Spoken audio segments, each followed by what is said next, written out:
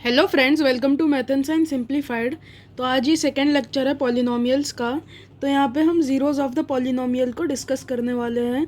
पिछले लेक्चर में हमने रिकैप लिया था नाइन्थ का, और एक डीपीपी में मैंने आपको सॉल्व करने के लिए लिंक पिंड कमेंट में दी थी। वैसे ही आज भी मैं दूंगा, और आज थोड़े बढ़िया बढ़िया क्वेश्चंस रहेंगे, और डीपीपी में जो आपसे नहीं होंगे वो मैं सॉल्व करके दिखाऊँगा। मतलब आपको सॉल्व करके दूंगा, दिखाऊँगा क्या। तो आज का हमारा टॉपिक है ज़ीरोज़ ऑफ द पॉलिनोमियल। सो यही हमारा आज का टॉपिक। तो ज़ीरोज़ ऑफ द पॉलिनोमियल की डेफिनेशन अगर हम जाने तो वो होती है, the zeros of polynomial is the value of x for which the value of the polynomial becomes zero. मतलब एक्स की वो वैल्यू, एक्स मतलब एक्स क्या आप मान सकते हो, एफ ऑफ एक्स अगर हम कोई पॉलिनोमियल माने तो उसमें एक्स की वो वैल्यू जिससे वो जो पॉलिनोमियल है वो ज़ीरो से इक्वेट हो जाए, मतलब उसकी जो वैल्यू है वो ज़ीरो के इक्वल हो जाए। तो हम लिख सकते हैं zero of a polynomial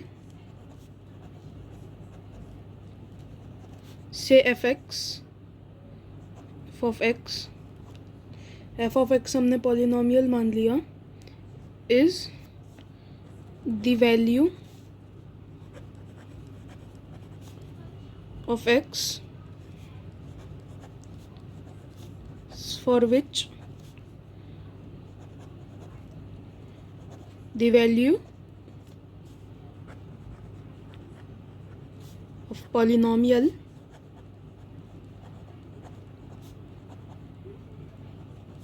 becomes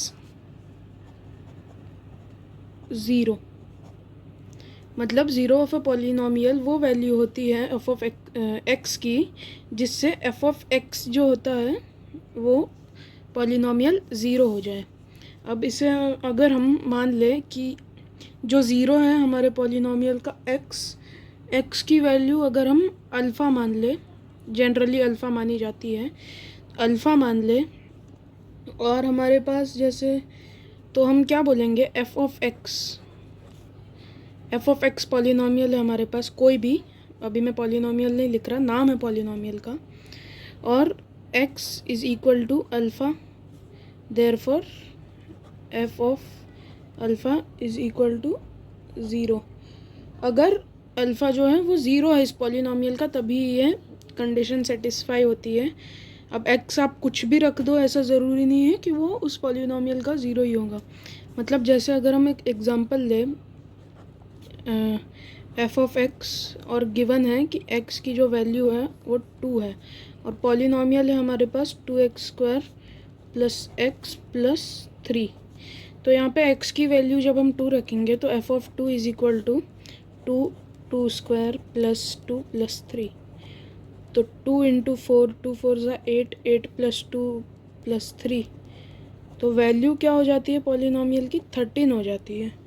तो ये जो है x इज़ इक्वल टू 2, वो इसका ज़ीरो नहीं होगा। ज़ीरो क्यों नहीं होगा? क्योंकि 2 x के जगह रखने से क्या इसकी वैल्यू ज़ीरो हुई है? नहीं, वैल्यू ज़ीरो नहीं हुई है, उल्टा वैल्यू 13 हो चुकी है। तो ये ज़ीरो नहीं है। एफ ऑफ 2 जो है वो पॉलिनोमियल का f of x is equal to 2x² plus x plus 3 का ज़ीरो नहीं है। तो यही होता है ज़ीरोज़ ऑफ द पॉलिनोमियल का कंसेप्ट, यही है। अब इस पे बहुत सारे क्वेश्चंस भी बन सकते हैं। तो जैसे अगर यहीं पे 2x² प्लस x प्लस 3, इसे अगर आप मिडल टर्म स्प्लिटिंग करना चाहे तो ये मिडल टर्म स्प्लिटिंग से इसका x जो है वो आप नहीं निकाल पाओगे। क्यों नहीं निकाल पाओगे? फैक्टराइजेशन मेथड आप सभी जानते हैं, 2 इंटू 3 6 होता है। हम जानते हैं कि ये जो मिडल टर्म है इसको हम स्प्लिट करते हैं, तो जो स्प्लिट करके जो नंबर्स आते हैं उनका जो प्रोडक्ट है वो 2 इंटू 3, मतलब coefficient of x² into constant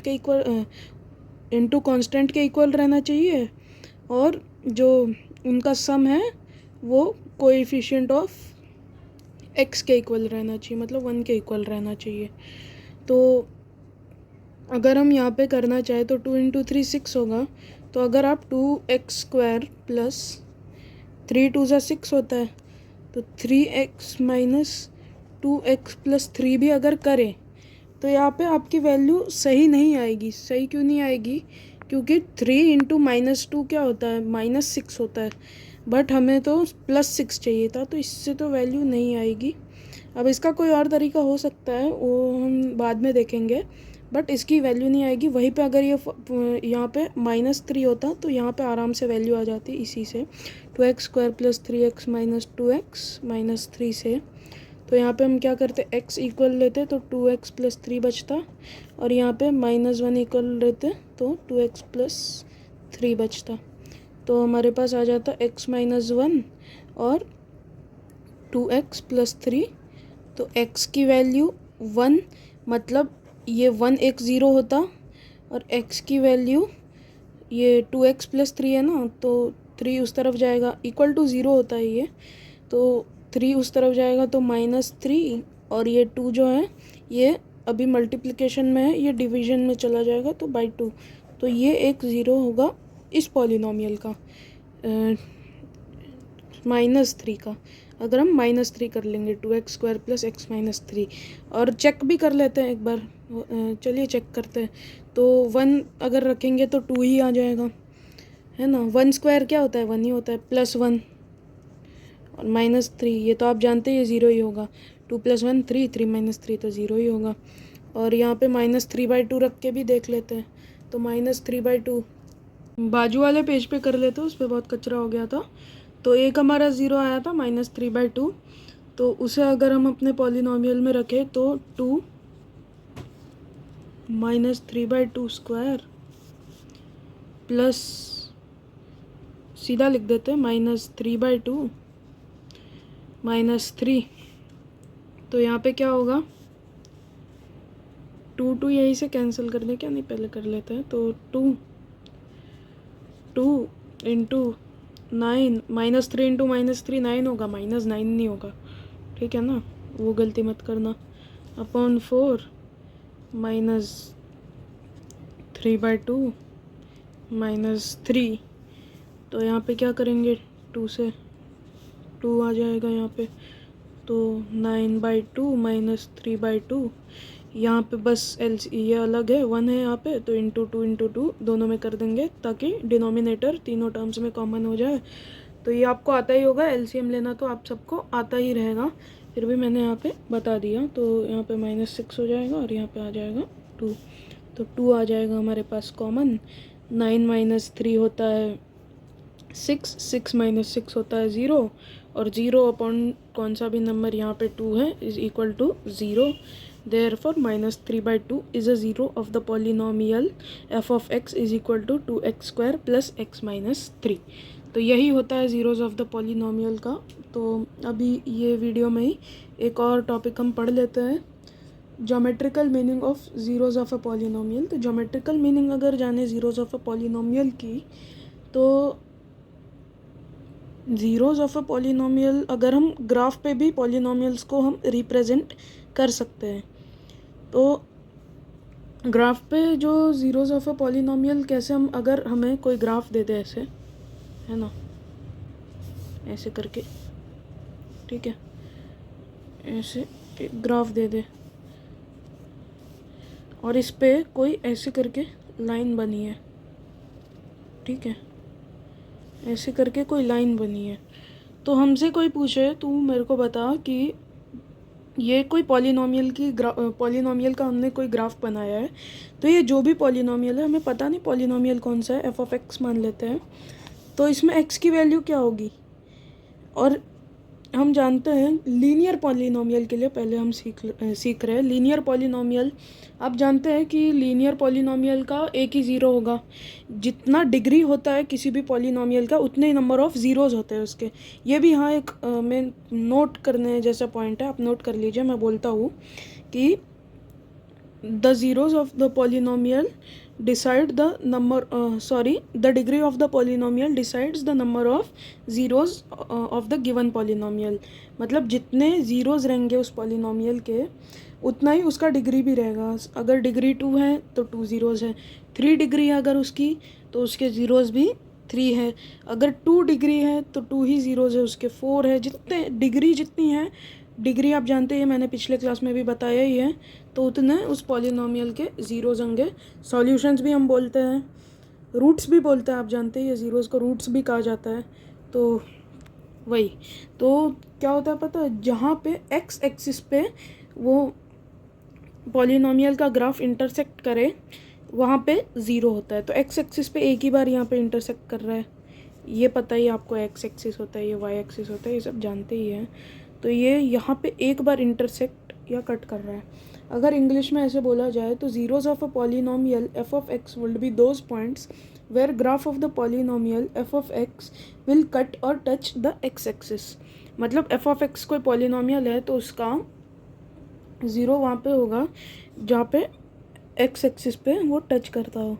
अब ये अगर हमने मान लेते कि ये 1 है, ये 2 है और ये 3 है, तो ज़ीरो क्या होगा, 3 होगा। यहाँ पे ये एफ ऑफ एक्स जो भी पॉलिनोमियल है पता नहीं, तो इसका जो ज़ीरो है वो 3 होगा। यहाँ पे चार्ज लो हो गया इसलिए फ्लैश चला गया है, अभी भी आपको दिखता ही होगा, तो ये मैं इतना बता देता हूँ। तो ज़ीरोज़ ऑफ द पॉलिनोमियल का, लीनियर पॉलिनोमियल का ज्योमेट्रिकल मीनिंग यहाँ पे बता दिया, और मैं बाद में कंटिन्यू करता हूँ जब थोड़ा चार्ज हो जाए phone. Sorry, I am polynomial के लिए ग्राफ जो बनता है वो स्ट्रेट लाइन का ग्राफ बनता है, और एक्स एक्सिस पे जहाँ पे ग्राफ इंटरसेक्ट करता है वहाँ पे उतने ज़ीरोज़ बनते हैं। अगर दो लीनियर पॉलिनोमियल है तो एक ही बार इंटरसेक्ट करता है और एक ही ज़ीरो बनता है। तो अभी हमारे पास क्वाड्रेटिक पॉलिनोमियल था, बचा था, वो मेरे फ़ोन का चार्ज कम हो गया था, इसके लिए फ्लैश लाइट चली गई थी।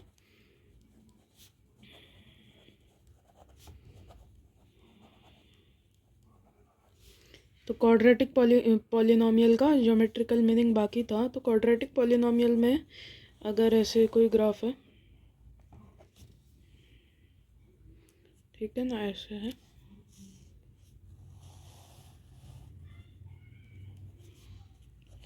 तो इसमें जो होगा एक्स एक्सिस पे 2 बार इंटरसेक्ट करेगा, ठीक है ना, 2 बार इंटरसेक्ट करेगा। अब वो कहाँ कहाँ पे इंटरसेक्ट करेगा वो तो पॉलिनोमियल के वैल्यू पे डिपेंड करता है, और क्या क्या होता है वो भी बाद में डिस्कस करेंगे। बट अभी के लिए हमें क्या जानना है कि पैराबोला बनता है। पैराबोला आप जानते हैं, पैराबोला क्या शेप होता है, मैं बता देता हूँ। पैराबोला ऐसे कर्व्ड शेप होता है, वो ऐसे भी हो सकता है, ऐसे भी हो सकता है, मतलब ऐसे करके इसे ही हम पैराबोलिक पाथ बोलते हैं, या पैराबोला इसे शेप कहा जाता है। ये फिज़िक्स में ज़्यादातर यूज़ होता है। तो जैसे ऐसे करके एक पैराबोला बन गया किसी एफ ऑफ एक्स, इसका अगर क्वाड्रेटिक पॉलिनोमियल है तो ऐसे टाइप का बनता है। तो कहाँ कहाँ पे इंटरसेक्ट कर रहा है, यहाँ पे कर रहा है, यहाँ पे कर रहा है, तो 2 ज़ीरोज़ रहेंगे। तो ऐसे क्वाड्रेटिक पॉलिनोमियल के लिए होता है। अब ना प्रैक्टिस सेट में ऐसे क्वेश्चंस पूछे जाएंगे कि कितने ज़ीरोज़ है पॉलिनोमियल के। तो पॉलिनोमियल के मतलब कहाँ, जहाँ जहाँ पे इंटरसेक्ट करेगा ग्राफ एक्स एक्सिस पे उतने ही ज़ीरोज़ होंगे। तो जैसे अगर हम अभी एग्जांपल्स लें, तो एग्जांपल में हम ले सकते हैं, मैं डीपीपी में और डाल दूँगा एग्जांपल्स समझने के लिए। बहुत इजी चीज़ है, इसके लिए इस पे ज़्यादा चर्चा करने की भी कोई ज़रूरत नहीं है वैसे। तो जैसे अगर कोई ग्राफ है ऐसे जा रहा है अजीब तरीके से, कुछ ज़्यादा ही ऐसे करके जा रहा है ना, तो इसके कितने ज़ीरोज़ होंगे। तो इंटरसेक्ट कहाँ पे कर रहा है, 1 2 3 4 5 6 7 8 जगह पे इंटरसेक्ट तो कर रहा है, लेकिन उसमें से जो 3 जगह हैं वो वाई एक्सिस पे इंटरसेक्ट कर रहा है। 1 2 3 ये वाई एक्सिस पे इंटरसेक्ट कर रहा है। तो एफ ऑफ एक्स कोई पॉलिनोमियल के लिए वाई एक्सिस पे अगर इंटरसेक्ट कर रहा है तो वो हम कंसिडर नहीं करेंगे। एक्स एक्सिस पे जहाँ जहाँ पे इंटरसेक्ट करेगा वो ज़ीरो होगा। तो यहाँ पे कर रहा है, यहाँ पे कर रहा है, यहाँ पे कर रहा है, यहाँ पे कर रहा है, 1 2 3 1 2 3 6, तो 6 ज़ीरोज़ होंगे इस पॉलिनोमियल के। और कहीं नहीं कर रहा है ना? हाँ, और कहीं नहीं कर रहा है। 8 नहीं थे, 8 नहीं थे इंटरसेक्शन पॉइंट्स, 9 थे। 1 2 3 4 5 6 7 8 9। हाँ, लेकिन ज़ीरोज़ कितने होंगे? 1 2 3 4 5 6, तो 6 ज़ीरोज़ होंगे। तो ऐसे ही कैसे भी दे सकते हैं ग्राफ, तो मैं डीपीपी में डाल दूँगा, तो वो भी आप सॉल्व कर लेना। और फिर एक टाइप का ऐसे भी क्वेश्चन बनता है कि मतलब बोल दिया जैसे कोई पॉलिनोमियल है f of x is equal to 2x² plus kx+2, और इसमें बोल दिया गया कि x इज इक्वल टू 2 के लिए, x इज इक्वल टू क्या मान लूँ, 3 ले लूँ। हाँ, तो x इज इक्वल टू 3 के लिए ये जो पॉलिनोमियल है वो इक्वल टू 0 हो जाएगा। तो हम क्या करते हैं, f ऑफ 3 लिखेंगे is equal to 2 into 3² 18 plus k,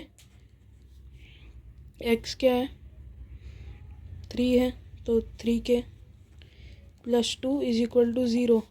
तो 18 plus 2 20, 20 plus 3k is equal to 0।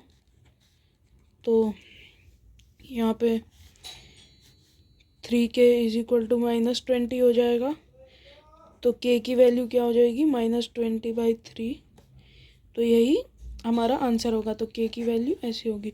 तो ये मैंने अभी रैंडम सा क्वेश्चन लिया था, इसके लिए ऐसी टाइप की वैल्यू आई है। नहीं तो एक अच्छी सी वैल्यू आती है, मतलब सिंगल डिजिट की, ज़्यादातर ऐसी भी आ सकती है, ऐसे कोई ज़रूरी नहीं है। बट ऐसे टाइप के भी क्वेश्चंस रहेंगे डीपीपी में, तो वो भी आप देख लेना, हो जाएंगे आपसे सॉल्व। मैंने जितना समझाया है 9th में भी आप कर ही चुके थे, तो डीपीपी में मैं ऐसे ही क्वेश्चंस दे दूँगा। तो होप करता हूँ आपको आज का वीडियो पसंद आया होगा। अगले वीडियो में हम 10th में जो टॉपिक्स है, नए चीज़ें, वो डिस्कस करेंगे, जिसमें relationship between coefficients and zeros of the polynomial हम डिस्कस करने वाले हैं।